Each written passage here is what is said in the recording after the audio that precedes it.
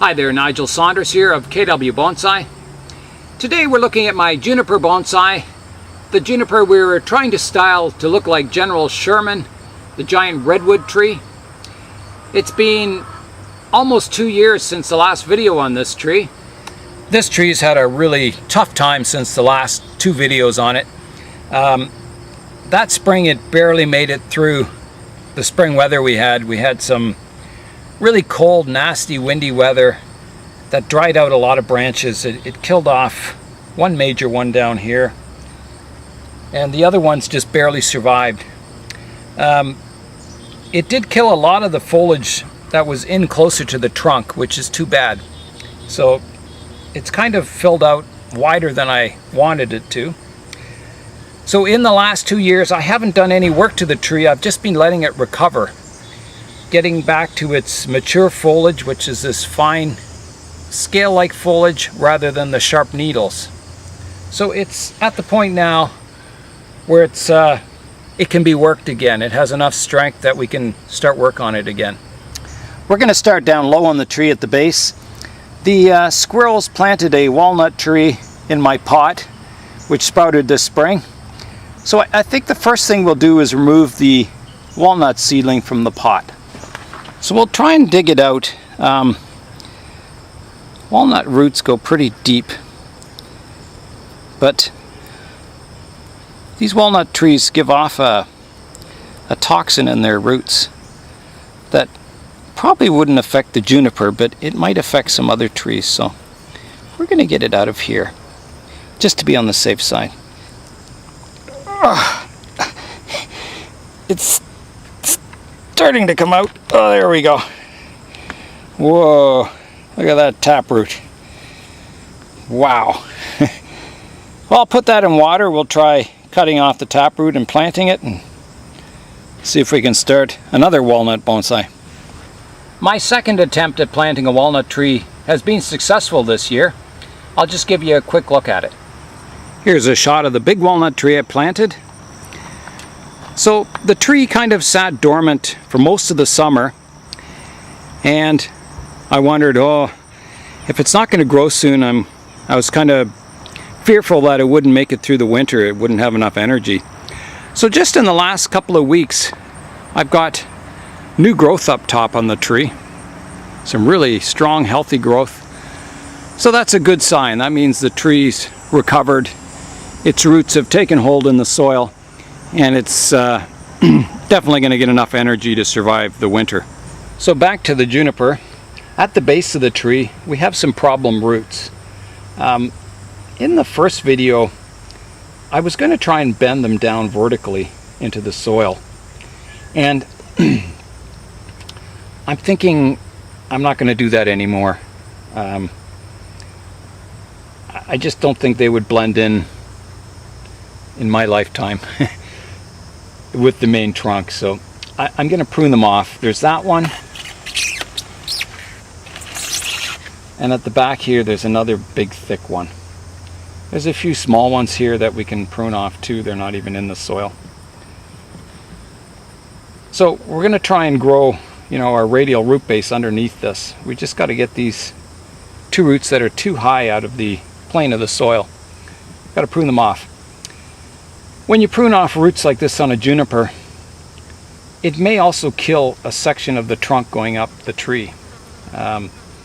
This root is feeding this vein on the tree, which goes up the trunk vertically.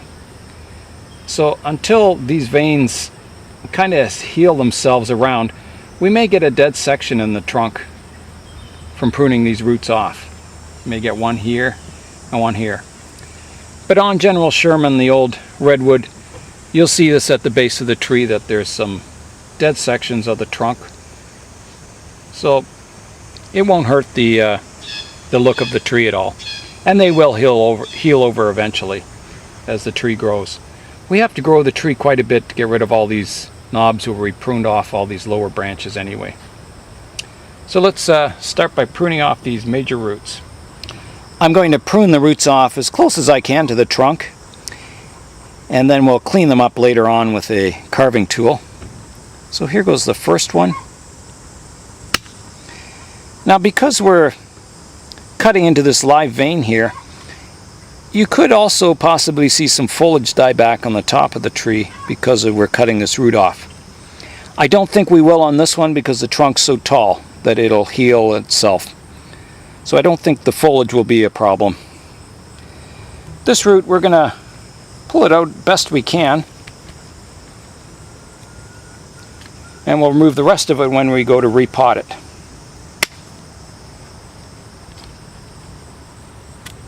There. Now the next one is this major root at the back here.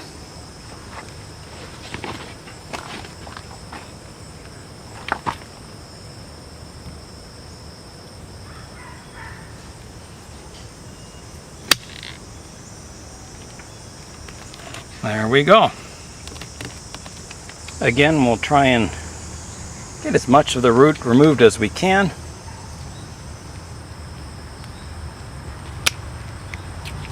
We're going to remove these roots that aren't in the soil here. And then we'll take our carving tool and carve that out a little more flush, like a V shape. Here we go on the carving.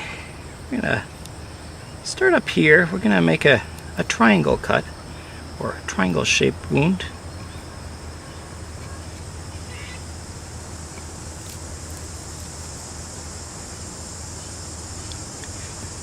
Very similar to the one on General Sherman. So that's pretty well flush now. We want to go a little below flush.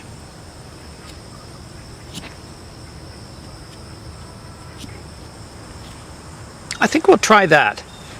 That looks pretty good. For our styling on the top of the tree, I think we'll go indoors. That way we'll have the black background and you can see the foliage better. It's going to take a lot of wiring and pruning to kind of get it close to its compact form. I've got the tree indoors now, so you can see we have a lot of work to do on it. Our first operation is we're going to try and bend this branch or trunk closer to the tree. We want the overall width of the foliage is about 5 times the width of the trunk. We analyzed this in our first video. So we're at about, I don't know, 1.25 inches here. So we would want it 6.25 at the top, which would be, you know, about here. So we're getting a little wide on the foliage. So if we bend this up, we can get our foliage tighter to the trunk. Pull the branch up. Like so, and twist our wire around.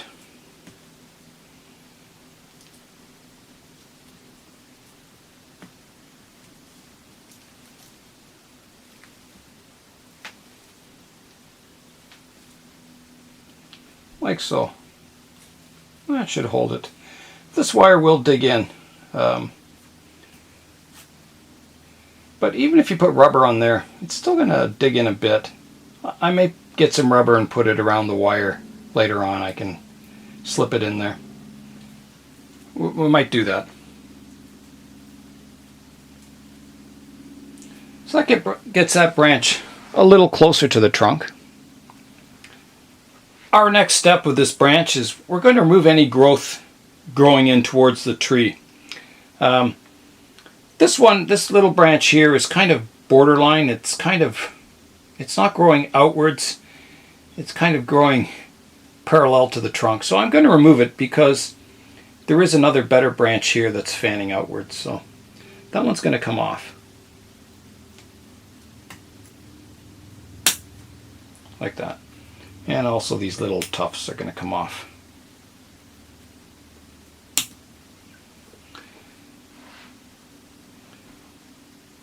So there's a branch growing inwards here also that we want to remove. And another one on this side. Like that. And a bit of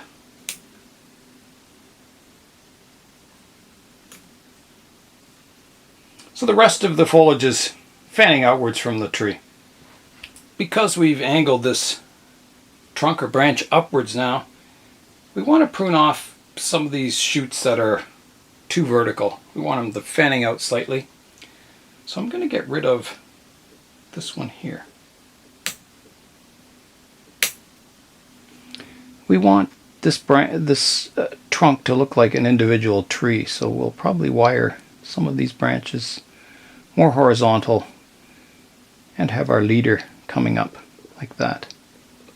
Right next to the branch that we just wired up, we've got another branch here that's also going to need wiring up into position.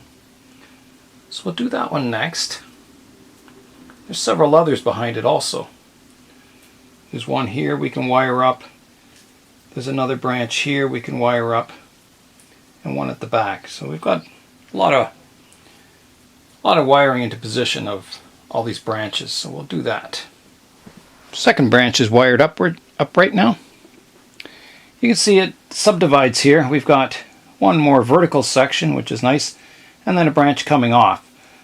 So the branch coming off will prune off a lot of the upward growth and keep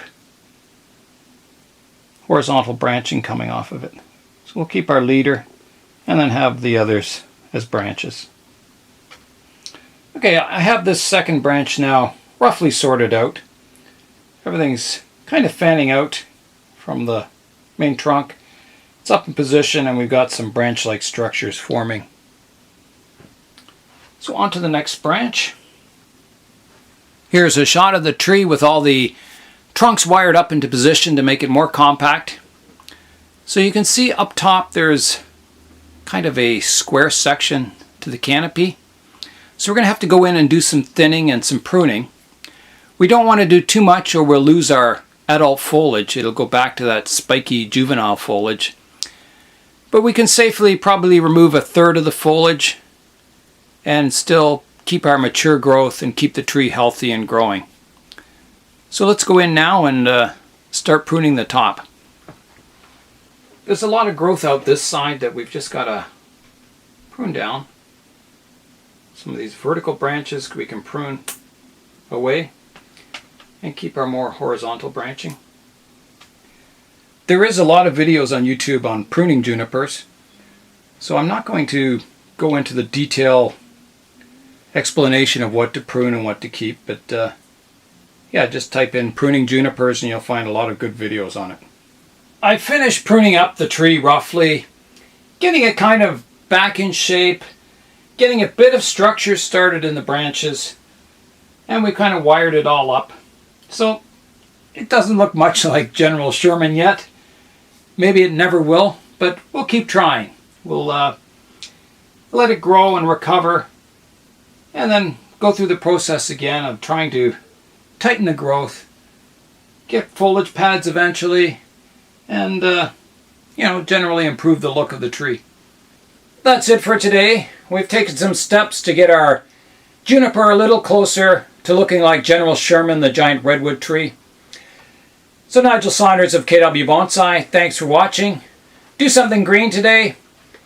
Dedicate a little spot in your backyard for wildlife to live. Thanks for watching. See you next time.